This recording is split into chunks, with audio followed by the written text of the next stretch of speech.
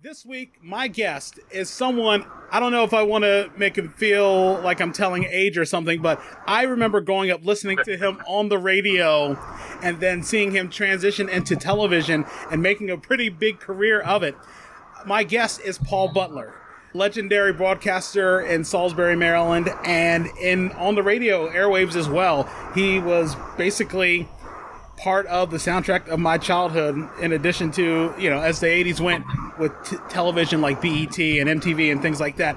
I feel like big part of my life is listening as a young child in Salisbury, Maryland. Now that I've already probably unfortunately made you feel a little going way back in the time machine, how are you today, Paul?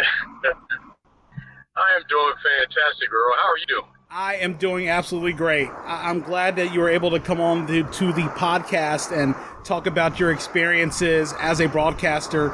And you've done a lot of things. I know currently you're working for the Wicomico County Board of Education. That is correct. Yeah, I'm Director of Communications for the school system that I went to as a child.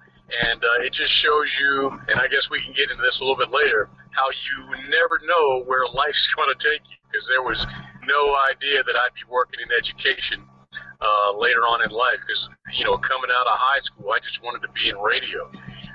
But here I am as Director of Communications for Wicomico County Public Schools. What was the transition like going from broadcasting into education? It was pretty seamless. I mean, because of my experience in broadcasting, now I deal with the media from the other side. Used to be I was part of the media, and now I work with the media on the other side. So I think that experience helped me out a lot as far as getting into this role. The one thing I did have to learn was the culture of the school system, how things work. And in the 2 years that I've been doing this, I think it's been pretty seamless. I think they're happy with what I'm doing. I'm still employed, so everything is going well. But the transition was pretty smooth. I think for the fact that I grew up in Wicomico County, I know the school systems. I knew a lot of the teachers. I knew a lot of the administrators. So I think that helped with the transition. What is an average day like in your job? Well, it's a pretty long day. We start at 7:30, 8 o'clock in the morning and go until about 5:30. Or if we have events later, it could go a little bit later. But it basically starts out with me getting into the office, checking my emails, seeing if there's any issues going on in the school system that need to be addressed as far as communications. Then we start basically right away working on our social media, because one of the things that we love to do is promote all the fantastic things that are happening in our school system. A lot of times, when you hear about schools, it's usually something on the news. It's not, the greatest news. But I'll tell you what, we have 26 schools and programs in Wicomico County, and there are so many hundreds and thousands of great students and staff and programs and athletic teams that are doing some amazing things, accomplishing great things. And one of the things we do on a daily basis is we help promote those things so the public can know, so our community can know, so our stakeholders can know about what's happening in our schools. And we do that on social media, through Facebook and Twitter and Instagram and YouTube, and also on our website as well. So that's one of the things that we do first thing in the morning. Then we also produce videos, and this has really helped my TV background, is I produce videos of the various schools or the various programs. We just recently wrapped up doing videos of all 5 of our high school graduations. But a lot of my job is basically fielding questions from the media, communicating with superintendent or communicating with the school or a teacher or an administrator on what the media wants, and see if we can get them the information they need. Even set up interviews that the media may want to do with our staff at Wicomico County Public Schools. And then just, in the afternoons, it's usually going out, covering an athletic event or covering some type of extracurricular activity, maybe a award ceremony or something like that, so that we can continue to promote it on our different social media platforms. From your experience being a journalist, what was the initial thought of the advent of social media? Did you guys see it as maybe a fad? Did you guys see it as maybe a rival? Or did you guys see it as something, maybe we can utilize this to the best of our abilities to get more news out? Yeah, I think when it first came out, we were always thinking, okay, what is this?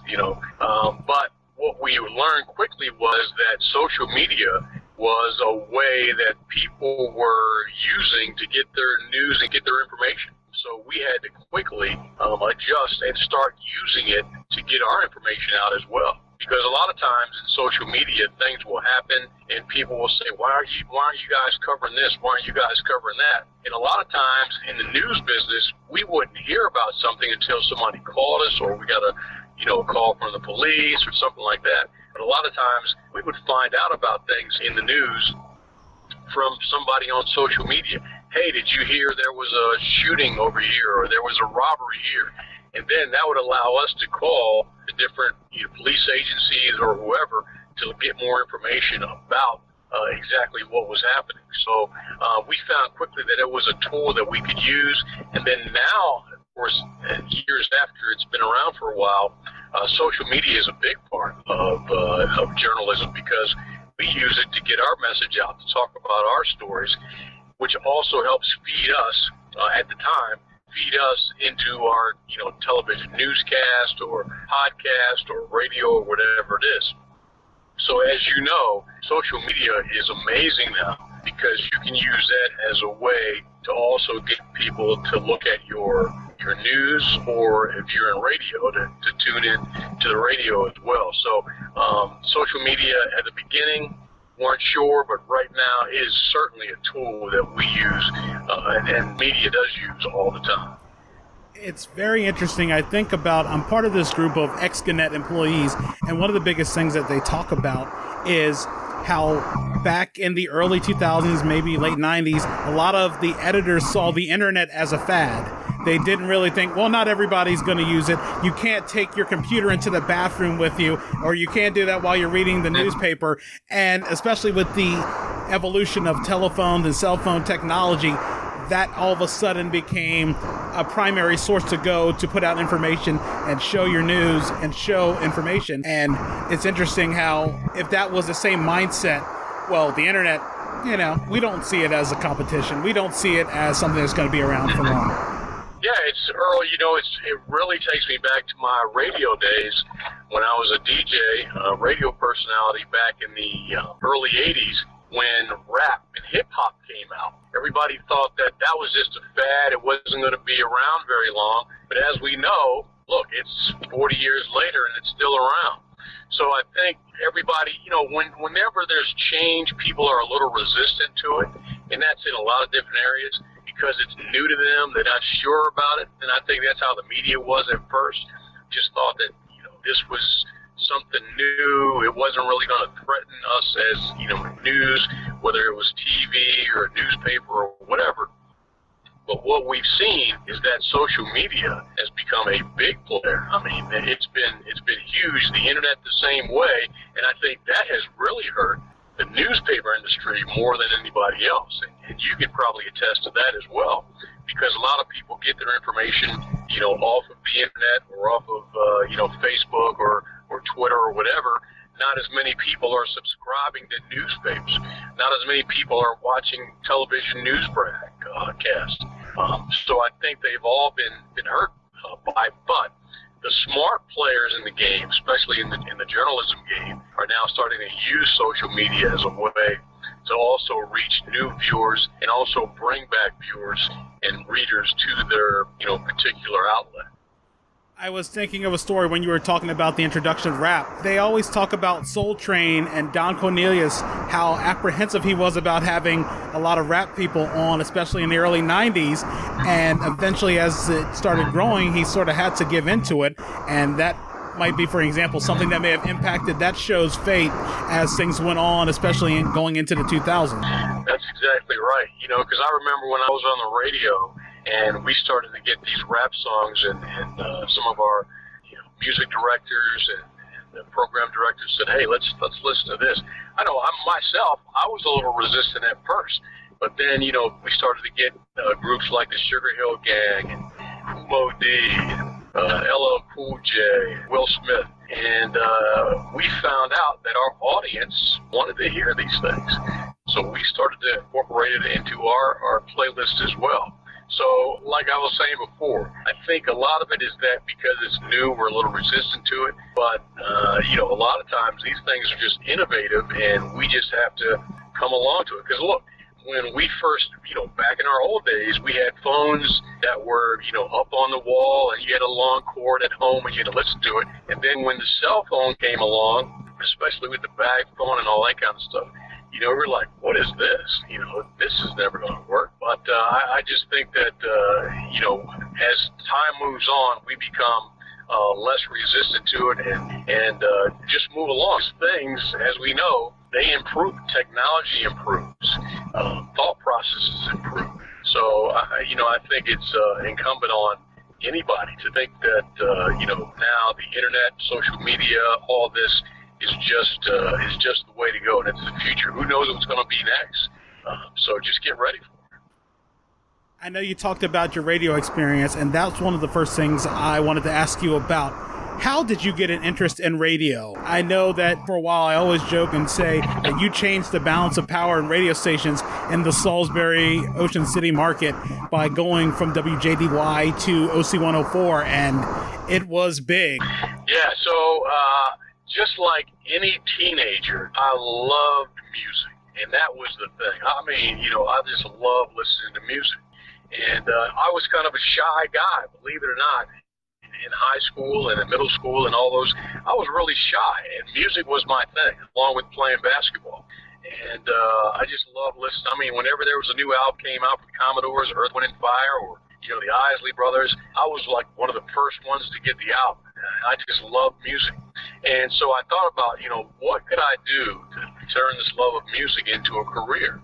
And since I wasn't musically inclined, I thought the next best way is to play the music. So right out of high school, I contacted WJDY and said, listen, I'm about to go to college. I'm going to major in communications. I want to be a radio broadcaster. Can I come in and be an intern? And they said, well, we don't have any paid internships. I was like, I don't want to get paid. I just want to come in and learn the craft. Sit there and watch your guys in the DJ booth. Learn how to do production, radio production, TV commercials. I just want to learn because I want to get a head start, get a jump on others who are going to college. You're going to major in this as well. So that's where I got my start at WJDY. They brought me in the summer after my high school graduation. I just watched and watched and watched. And then a couple of months down the road, they said, hey, would you like to work part-time doing some board operation stuff? And I did that. And then, a year later, I guess it was, they offered me a full-time position. So I was doing that while also going to college. So that's how I got into radio. And I worked really, really hard at it. I mean, I would tape my shows and then go back and listen to my shows, critique my shows. My hero on radio was Donnie Simpson. And I don't know if you remember Donnie Simpson. He used to be the program director at WKYS in Washington, D.C., which was the #1 radio station in D.C. at that time, back in the early, mid-'80s. And he also was a host of BET's Video Soul. So I got hooked up with him and started sending my tapes to him, and he would listen to them and critique them. And then I just got better and better until I finally got a chance to, OC 104 opened, I think, was in 1984.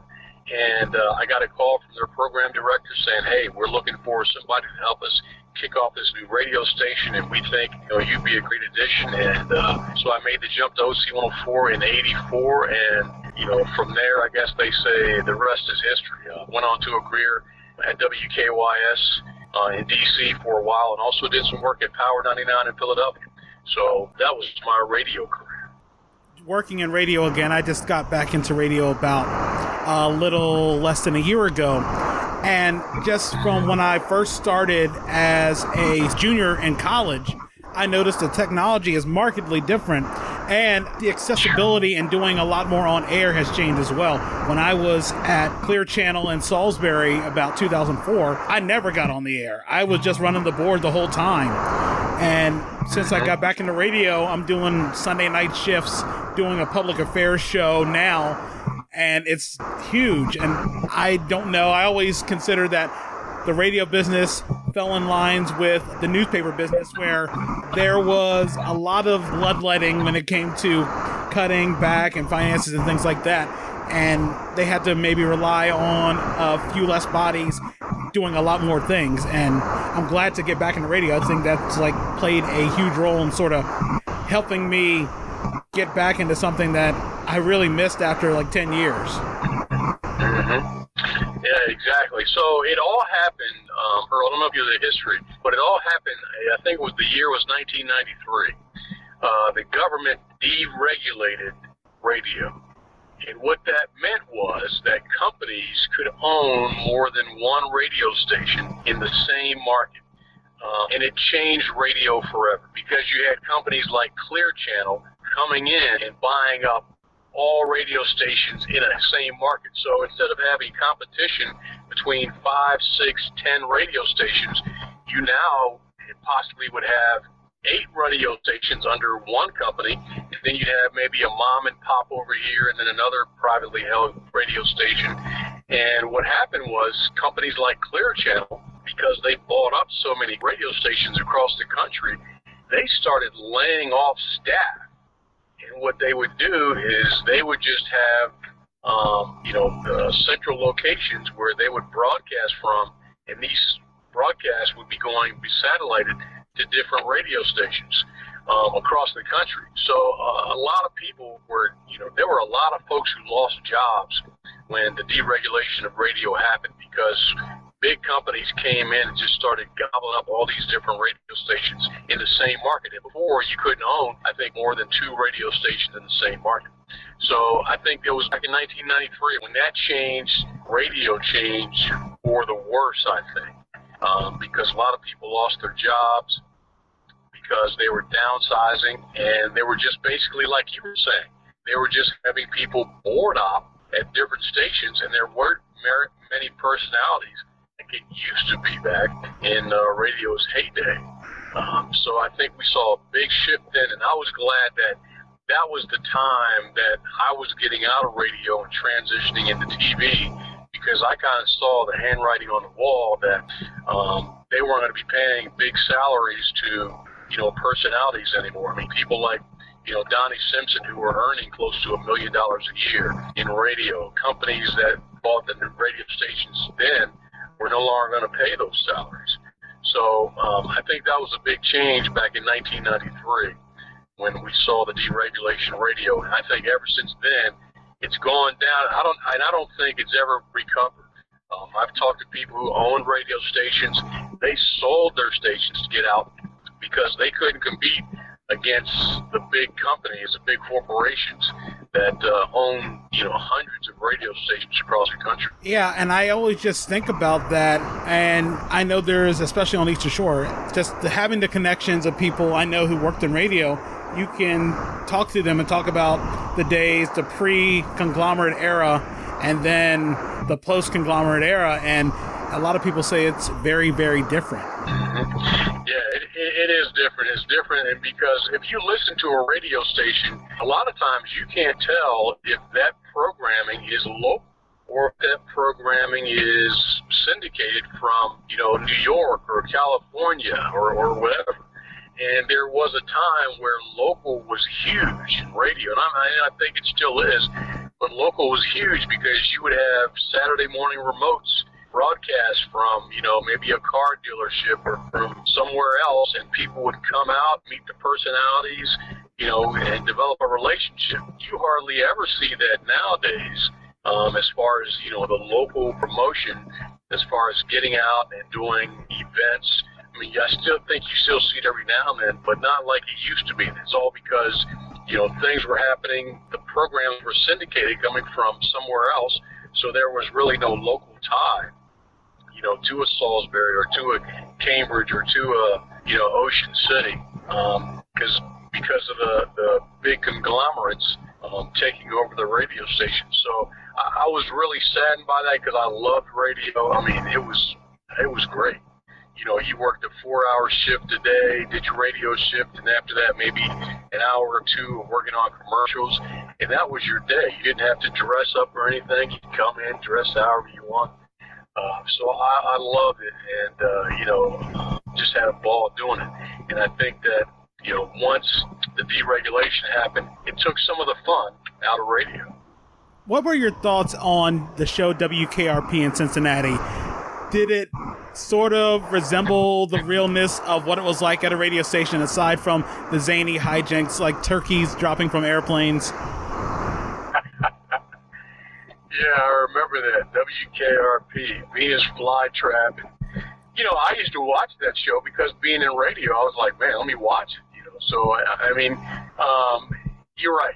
The hijinks would never happen, but some of the day-to-day issues that they confronted with the audience, with some of the personalities within a station, you had all that because you had quirky people, working in different departments, whether it was news or on the air or salespeople. I mean, I forget the funny sales guy's name on WKRP.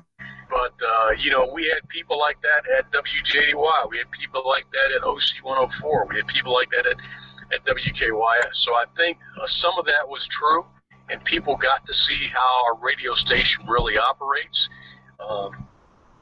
and all the drama that goes on behind the scenes sometimes. But no, we did not have turkeys dropping out of the helicopter for that. But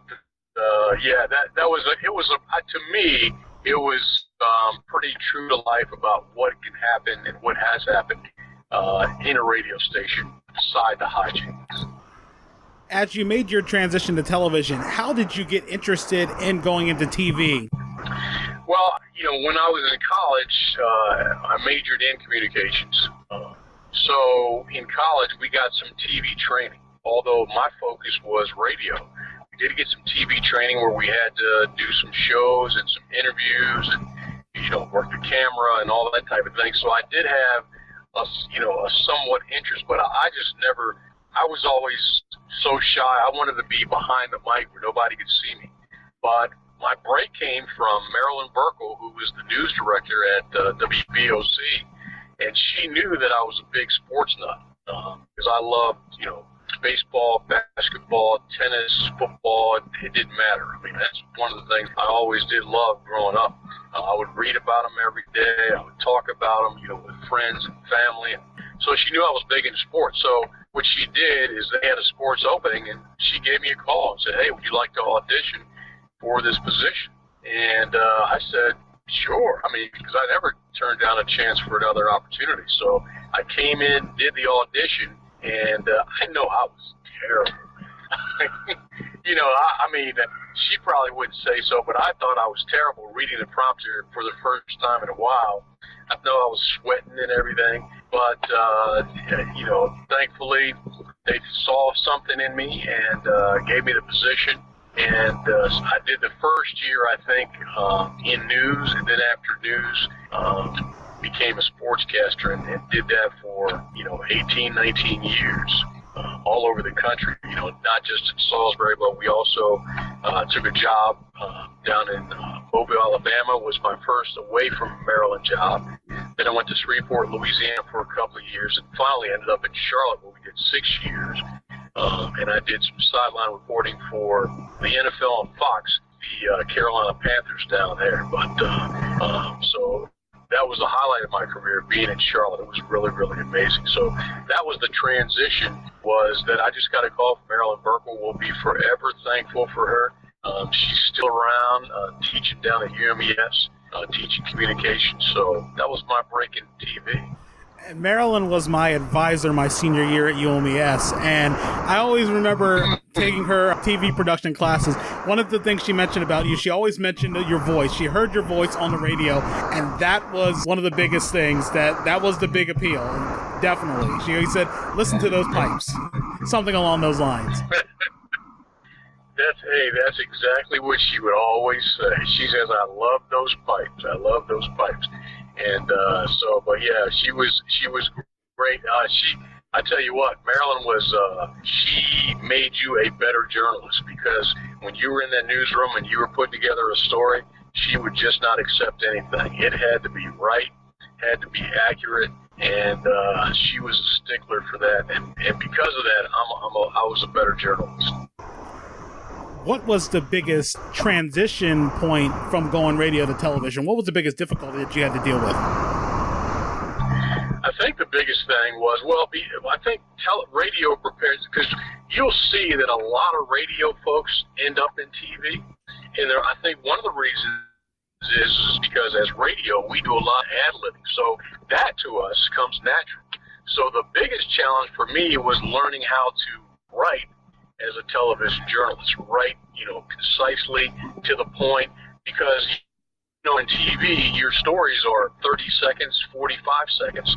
So you've got to write, get that information. It's unlike, when you're writing a newspaper article, you guys have to be concise too, but you have a little bit more space a lot of the times. We had to get things done quickly. So I think my biggest thing was, one, learning how to write as a news broadcaster or sports broadcaster for TV, and then secondly, do it quickly and concisely, and do it so that it catches the attention of the viewer, because you want to make sure that your first 4, 5, 6 words, that first sentence, catches the ear of the viewer for them to tune in. So that was the biggest transition. And the next transition was when I moved to the news anchor desk, was to learn how to read that teleprompter without sounding like you're reading. And that was the other big transition. But the main thing was learning how to write as a news broadcaster, nice, short, concise, to the point. Yeah, I think being concise is a very tough thing, especially just looking at it. I took a video production class a few years after getting out of college, and I took one at Salisbury University. And I was able to learn how to make the packages. Making packages, that is fairly easy, especially knowing which shots to get, getting a lot of B-roll, knowing when to splice and edit. The toughest thing would be trying to write a script to match that package. And I always thought that was a little bit tough. Yeah, so that's the biggest thing that new people into TV, journalists right out of college, going to a TV job, that's one of the toughest things, is learning how to write concisely. That's why it's good that if you go to a TV station that you have people who are good editors, also people that can look at your script and say, okay, they can teach you how to write better to your video, because that's the good thing, is the big thing is you want to make sure you write to video and not just write anything, but make sure you have the video to write to. And that's one of the things that Marilyn taught me, Steve Hammond, a longtime anchor, just watching him do it, learn from him as well. So if you have some good mentors and some good role models at that TV station when you start, that is so big to me, to learn how to be able to do that. And I tell people in anything, in any way in life, is to find yourself a mentor. Find somebody who's doing what you're doing, but that is really good at it, and just do what they do. They're successful for a reason. Success leaves clues. If they're doing it and they're successful, why not use what they've been doing? That doesn't mean you have to copy them, okay? But you can use some of their tricks of the trade to make yourself better. So, I think having them around really helped me in my transition to become a better writer. What would you say in your career as a reporter and an anchor has been the biggest news event that you've covered? Well, I've covered, a lot of different elections, because I did television for 23 years, I think it was. So I covered a lot of presidential elections, gubernatorial elections. I covered, I think the biggest sports story that maybe I covered was Dale Earnhardt being killed, because at that time I was in Charlotte, and of course NASCAR's based right out of there at Concord, right outside of Charlotte, and we covered that story from the very beginning for 2 or 3 weeks. That was a big story that we covered as well. President Bush also coming to Charlotte. It was a story that we covered one time. But I mean, there are plenty of them. There have been, natural disasters. When I was in Mobile, we had a huge natural disaster flood down there in Mobile. That was a big one. And then when I was in Shreveport, Louisiana, it was actually the time where, I don't really know if you remember, but there was a story about the gentleman who, this is a gruesome story about the gentleman who had chained an African-American man to the back of their truck and dragged him, for several miles. And that was a big story that we covered at that time. I mean, that was a national story because it was a big hate crime. So there have been a lot of stories, and I think the big one for me was seeing how much Dale Earnhardt meant to the sport of NASCAR, but not only that, to the casual fan all across the world, because people came from all over the world to honor him at his place in Kannapolis, North Carolina. And we did many of live shots and packages and stories of his death many years ago. Being in Carolina, is there a Mount Rushmore of Carolina sports personalities? And if so, who would you say would be on that Mount Rushmore? That I would have to think about. I mean, in Charlotte, are you talking about athletes or are you talking about TV personnel? Athletes, looking at that focus. Okay, yeah. So if you're talking about athletes, Michael Jordan is number one. There's no doubt about that. Michael Jordan, because he went to North Carolina, was a Tar Heel, went on to be, six-time winner in the NBA, and now he's, of course, is owner of the Charlotte Hornets. So I think he'd be number one. Dale Earnhardt would be right there. When you talk about the Carolina Panthers, right now, Cam Newton would be right up there because they love and adore Cam Newton in Carolina. And Steve Smith with the Carolina Panthers. I mean, you can't find a fiercer competitor than Steve Smith with the Carolina Panthers. I mean, just huge. As you came back to Salisbury, one of the things I noticed, especially in addition to doing the news, you also coached a little bit of basketball, assistant coach at Parkside High School, assistant coach at your alma mater, Wicomico High School. What was that experience like, and how did you get interested in coaching? Well, Earl, I actually started coaching at Y High as an assistant to Butch Waller back in 1986, 87. Because my love of basketball, I loved Y High, always wanted to get back, so I became the JV coach for a couple of years, 86, 87, 88, I think it was. And, just loved helping out the youth, wanted them to experience Y High basketball like I did, or just experience basketball in general because I love the sport. And wanted to give back because I thought that through my experiences, I could also help out, upcoming youth who wanted to learn the game, play the game the right way. And I just thought that by coaching, I'd be able to do that. So after those 3 years back in the 80s of coaching, obviously I had my, career, I had my family and all that. But then my son entered high school. When he entered high school, I wanted to be able to see all of his games. And I couldn't do that working in television with my late nights. So I actually took a job down at UMES, a day job down at UMES, so that I could be with my son during his high school career. So it was great to be able to be with him every day, working on his game, being there coaching him. I'm sure there were days where he was like, "Dad, leave me alone," because, I know when I was coming up, my dad would give me advice. And you know how it is with fathers and sons. They don't think we know anything as a father. So they'll listen to somebody else before us. But it was great coaching him. I think he enjoyed it. I coached AAU, actually started the Delmarva Basketball Academy. And we had close to 100 student athletes from across the Eastern Shore. And one of our biggest, most famous alum was DeMonte Dodd out of Queen Anne's High School. He was a part of our program. We had so many great players that played for us in our Delmarva Basketball Academy. And we would go out every summer.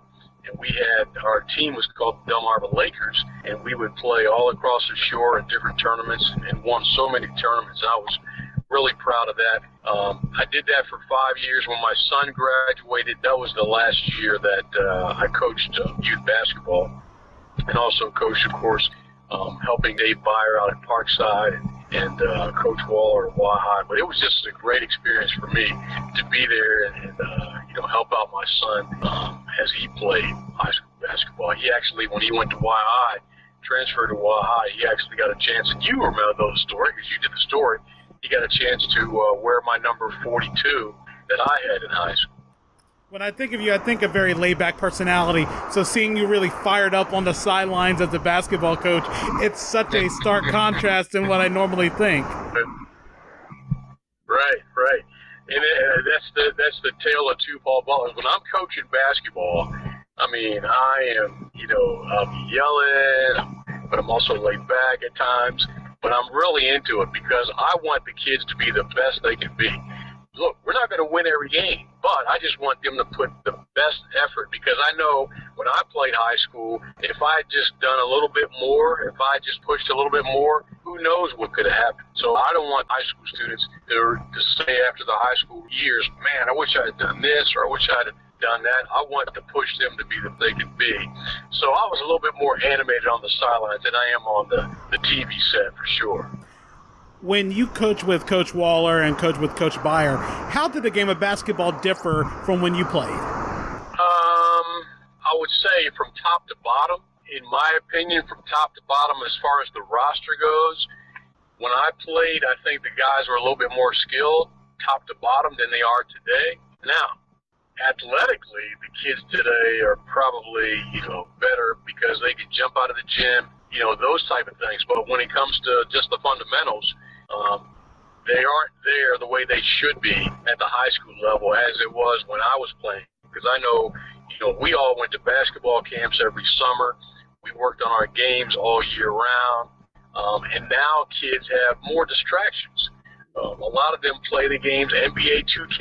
You heard, you know about that. They'd rather stay inside and play on the games than be outside working on their game. And I think that's the biggest difference because we would have just basic drills for kids during practice, and a lot of them couldn't get the basic drills down just because of fundamentals. They weren't where they should be. So I think that was the biggest thing. And the other thing is attitude, too, because now a lot of parents have told their kids that they are all world, that they are this, they're that, because of a lot of it has to do with AAU, and a lot of kids feel like they don't have to listen to the coach.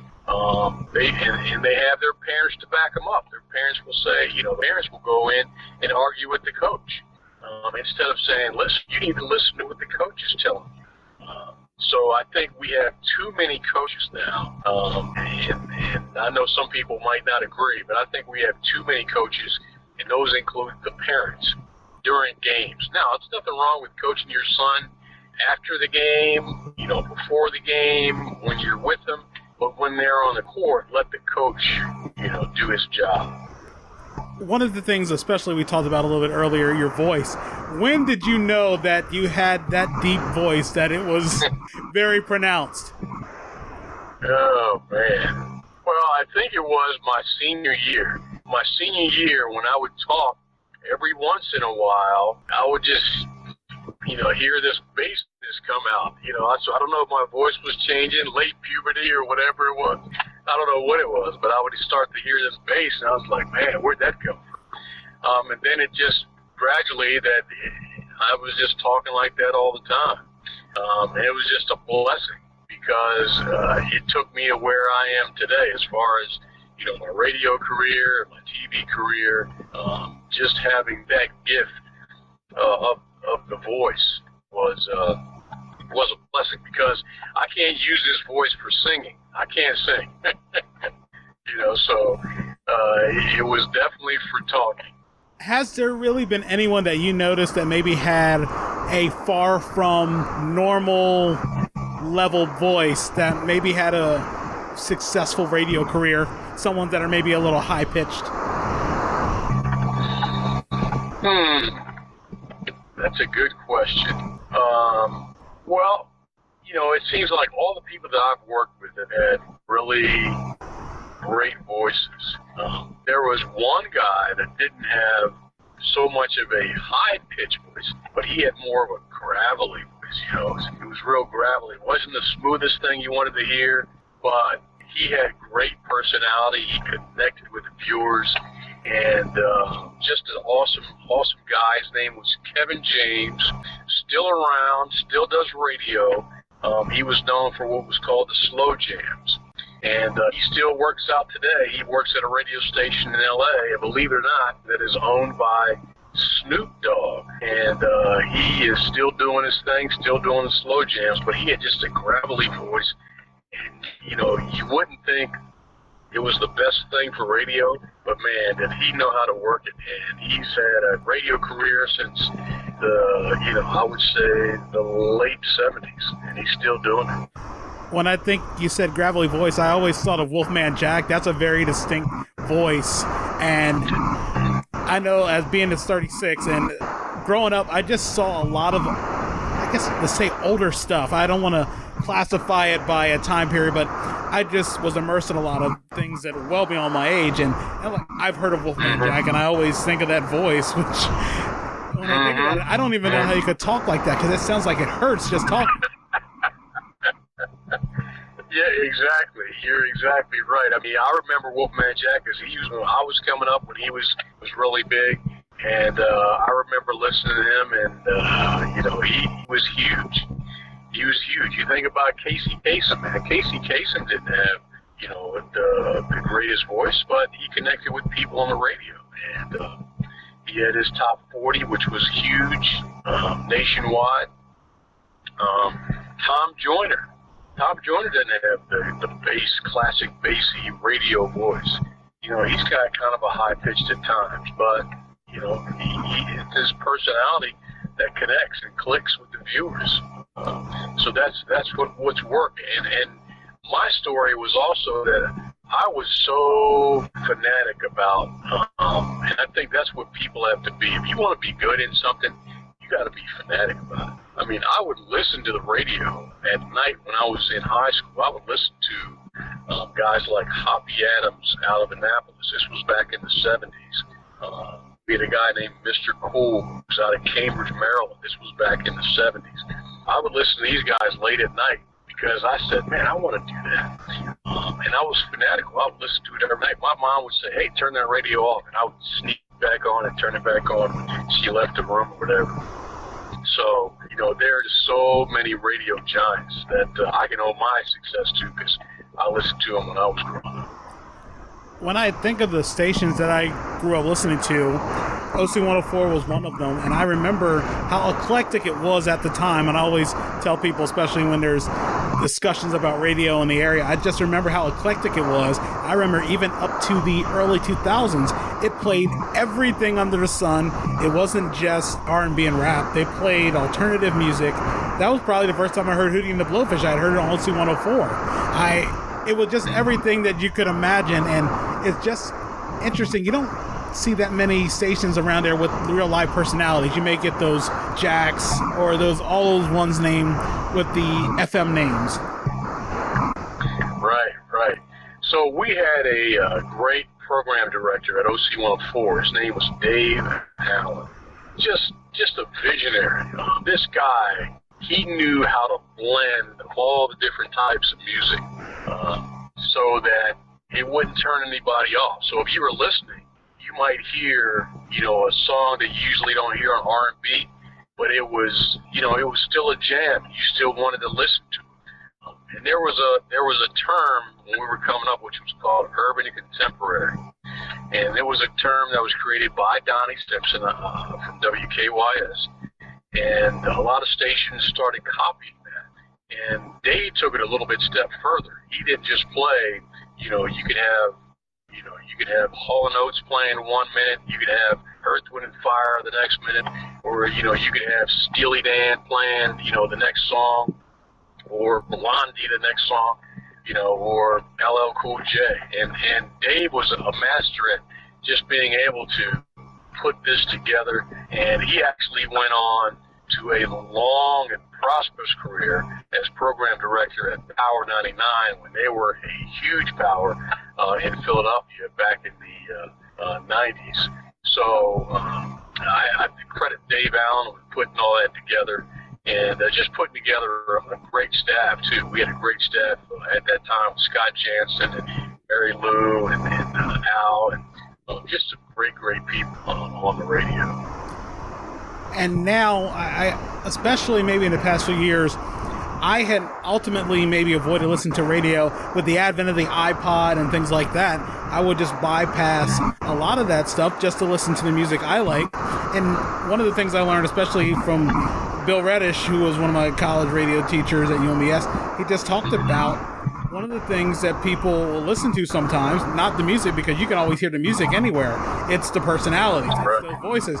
And I look at it now, and I don't think the world of radio nowadays can build future radio stars, because now a lot of times I feel like they're relying on veterans to the point where eventually you're going to have to replace them, and not a lot of people are waiting in the wings. Yeah, that's true. That's the sad thing about radio is there's not a lot of grooming of new talent to take over for the big radio longtime veterans.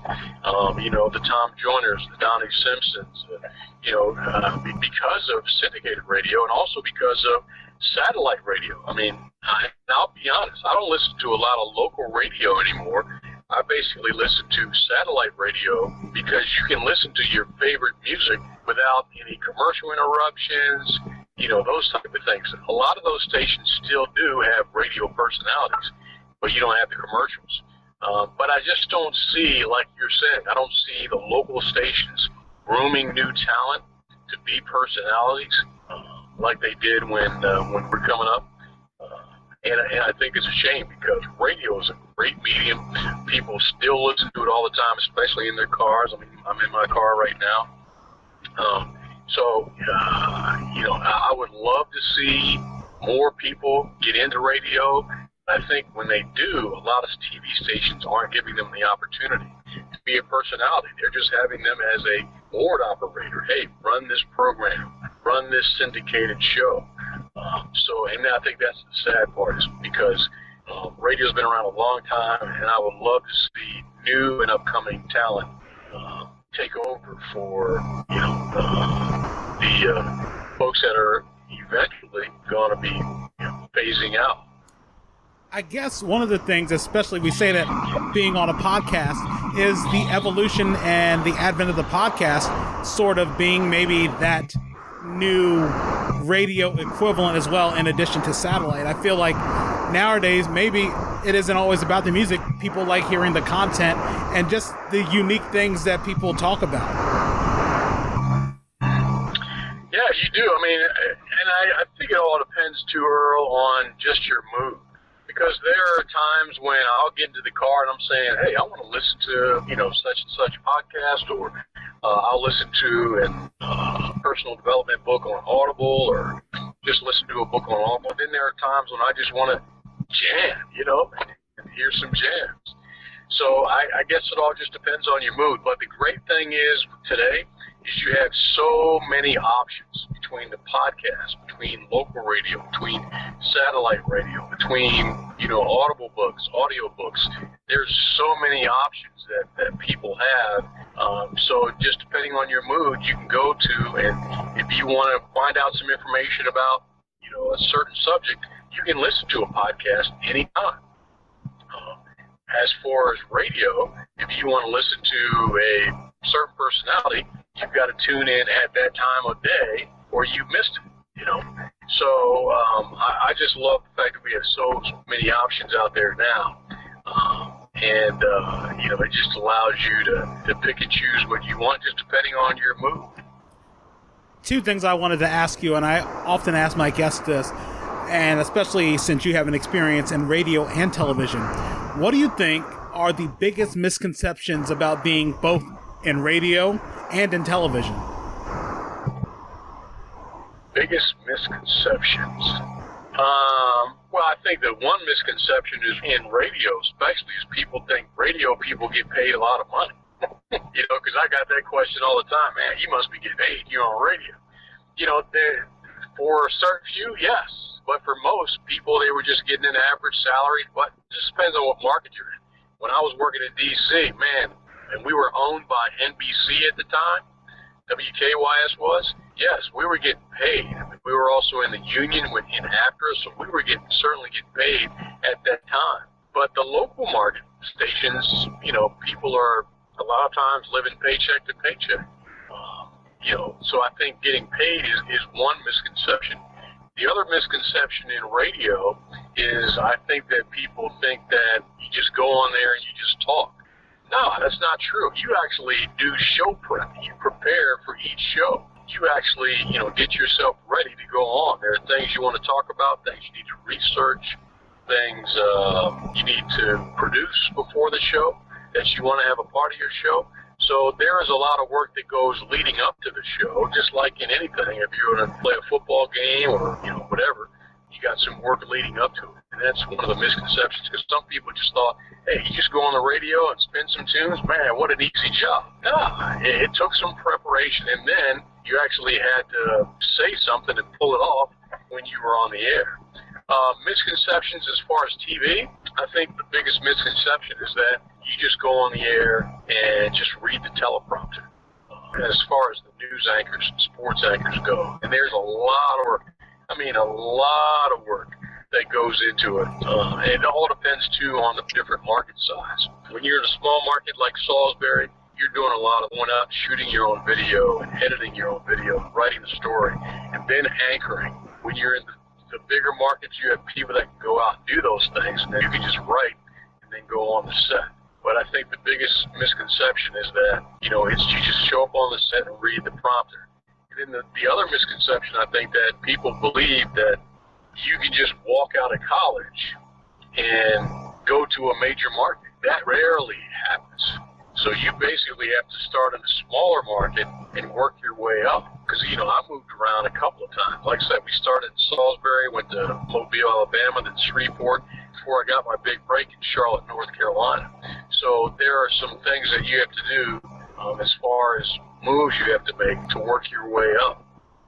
And the other thing I would tell people is, listen, make yourself as versatile as possible, because you don't know where your career or where your life's going to take you. I had no idea I was going to be director of communications for Wicomico County Public Schools, but what I've learned and what I know is that all of my experience in the media from all these times and all the years that I've been in has prepared me for this job. So whatever job you're working, do it the best of your ability, and also look to improve and get better at that position.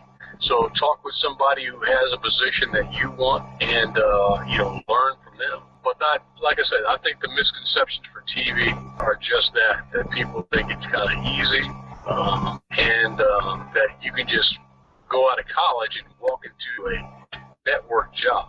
As we start wrapping this up, one other thing I always ask, and I had asked this to one of our previous guests, Scott Abraham, do you feel that television is a superficial business? Well, I think in TV news, it can be. I've seen people who I would call actors, which means when that camera's on, they are, totally different people than when that camera's off. And what I like is when somebody is off camera, I want them to be just as genuine on camera. Because I've known people who are just, total buttheads, as I'll use that word, off camera. And then on camera, they come on, which they should do. They come on and they do their job. But I think in that way it can be. For the most part, though, TV people are just the way you see them on camera usually is the way they are off camera, with some exceptions. There are some people who, people ask me a lot of times about people that I've worked with in TV. They said, man, that person, looks like they're a great person. They do this, do that. I say, yeah, they're great on TV. And I leave it at that. Because I don't want to badmouth anybody, But, for the most part, I think people are genuine the way they are on camera. What do you feel is the best way for someone, especially you've been an anchor, to engage with the audience? I think it's just to be yourself. And I think the way to do that is, and I'll just break it down this way. When I have people intern with me in whether sports or radio or TV news, I would always say, look, you don't want to come across as being smarter than the audience. You don't want to come across as you are high and mighty. You want to come across as their neighbor. Okay? That's what people want to talk to. They want to talk to somebody that talks to them like their neighbor, your next door neighbor, or their family member. So when I go on the air and I do my sports or I do news, I talk to people just like if they're my neighbor. And you'll never see me have big words in my scripts because I want a first grader to be able to understand me just as much as a 90-year-old viewer understands me. I want to be able to relate to both. And so when I write to the acronym of KISS. So I keep it super simple, okay? Keep it super simple so that anybody can understand what I'm saying. And I think people relate to that. If you come across as somebody that is, humble and, don't feel like you're bigger than somebody else, people can really relate to that. And I had often gotten, people talking to me and saying, hey, you are just like you are on camera. And I'm saying, I hope so. I hope so. Because, I just think that we have an obligation to our viewers to not only inform them, but also to make them feel comfortable when they're watching. As we wrap this interview up, what are some of the ways people can reach out to you and contact you? All right. Well, they can reach me in a couple different ways. My email is pbutlertv@gmail.com. I'm also on Facebook, also on Twitter under pbutlertv. So, those are a couple of ways that people can reach out to me. I also have a business cell phone that they can reach out at 443-493-0884. That's 443-493-0884. And love talking to people. Love helping people. As you know, I also do some entrepreneurial stuff on the side. So if anybody wants to call me and contact me, ask questions about getting into radio or television, I'm certainly here to talk to you and help out in any way I can. Paul, I do really appreciate it. Thank you so much. And I do look forward to having you back again. I am very interested, especially talking about different types of music as well, especially your experience working as a DJ. And I think that would be very interesting to get into a discussion about that. I always consider myself sort of a old soul when it comes to listen to a lot of music. The only thing I always worry about is that I'm losing sort of track with a lot of modern music today because I'm just so, I say, fixated with a lot of maybe some of the older music. Hey, we can talk music all day. I mean, I still got a couple of cases of old albums sitting at home that I listen to. I pull it every once in a while, so we can talk music anytime. And you're definitely not an old soul. I got my kids who are in their 20s listening to the old stuff as well, because that's all they know from listening with me in the car when they were growing up. And I get to hear the new stuff when I ride in their car, so it evens out.